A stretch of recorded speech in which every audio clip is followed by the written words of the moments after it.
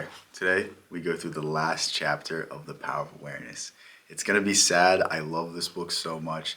Maybe we revisit it at some point in the future, but for now, this is the last video I'm going to make on this book. Chapter 26, Destiny. Your destiny is that which you must inevitably experience.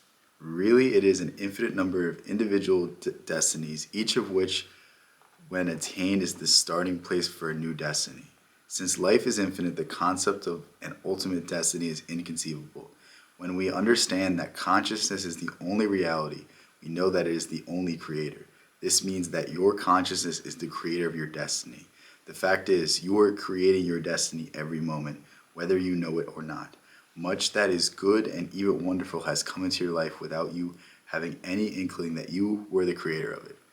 What is he saying here? He's saying here, the way we conceptualize things, the way we approach things, the way we take our experiences will shape the rest of our lives. Think about it. There are people in this world who drink because their parents were alcoholics.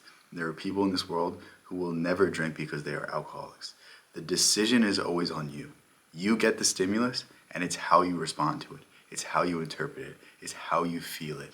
And actively, we are shaping our futures by the decisions we make on a daily basis. For many people, they will never get out of the situation they're in because they will continue to think the same things. They will continue to approach the same things. They will continue to have the same habits.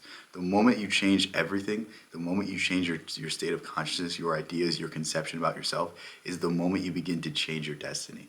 I don't know if it's going to say it later in this chapter. One of my favorite Neville Goddard ideas is that every man's destiny is set in stone until the moment he changes his I am, the moment he changes who he believes himself to be.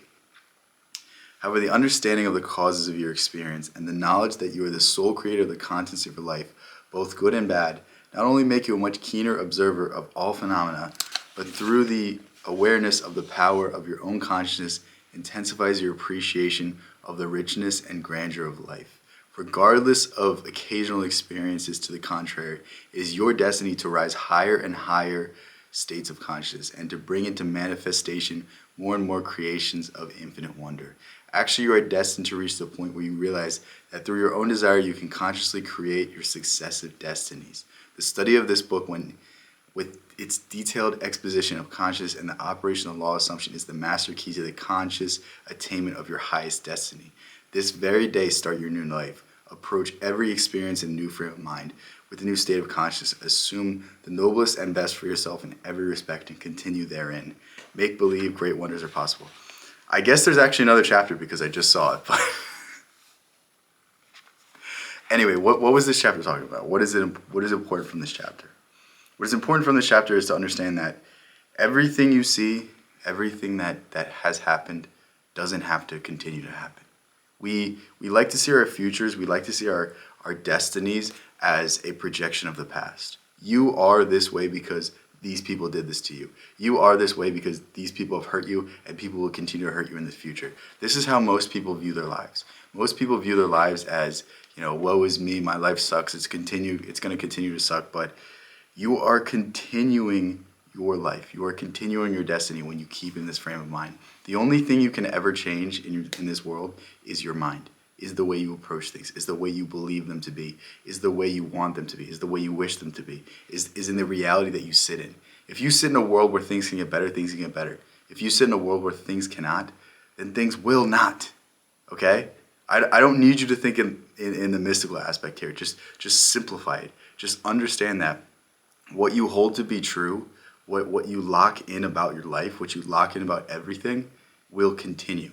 The secret to getting past the past, getting past everything, is to drop the conceptions of the past and the future.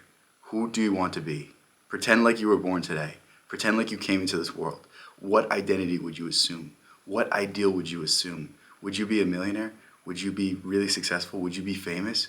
Would you have a fancy car? Would you have a fancy house? Would you have a great family? Like, what is it that you want? Who do you want to embody? And start embodying that. Drop everything else. Drop everything else that does not help you. Nothing is solid. Nothing is set in stone. Everything is subject to change. So only accept the reality that you want. Everything you have, every achievement that you've ever had is getting dustier day by day. Drop it. Drop everything except who you want to be right now. Everything is gone. Nothing remains. What would you be? What ideal would you imagine? What ideal would you live in? And start living in this. Don't think about the past.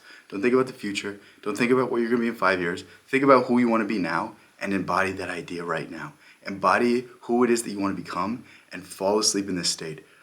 Persist in this state. Persist in the idea that you can do whatever it is that you want and reject your senses. Reject everything in this world telling you not to do it. Every great achievement once started with a dreamer. Once started with someone that held it in their mind and then held it in their hand afterwards. And this is all I'm trying to tell you to do. Whatever has happened to you up until now does not have to continue to happen. Reject everything in your life. If you're not where you want to be, drop everything. It doesn't matter. It can't hurt you anymore. The past is set in stone. Everything that's been done has already been done. It has no pull on you today. It has no effect on you today. It will not claim your future. You have to claim your future. And you claim your future by claiming your destiny, by claiming your I am, by becoming the ideal and living in that idealized version of yourself. Think, what would someone do if they had what I wanted to have? What would you be doing if you already had what you wanted to be? Start feeling that feeling. Start feeling that sensation. Start imagining in your mind the scene, the scenario. Make a movie. In some way embody how this person would act. And I'm telling you, this is the first step. Everything else will follow from here, and everything else will begin to work like magic to make it so that this thing comes true. I love you guys so much. Like I said earlier, we have one more chapter left of this book. I really, really, really love this book. I have a playlist of all the videos of all the chapters. So if you want more of this book, go through that playlist. But yeah, on top of that, I'll link this book in the description. And if you want to get more of my own writings, go ahead, click the link in the description. Peace out. I'll catch you in the next one. Love you guys so much. Thanks for all the support. Peace and light.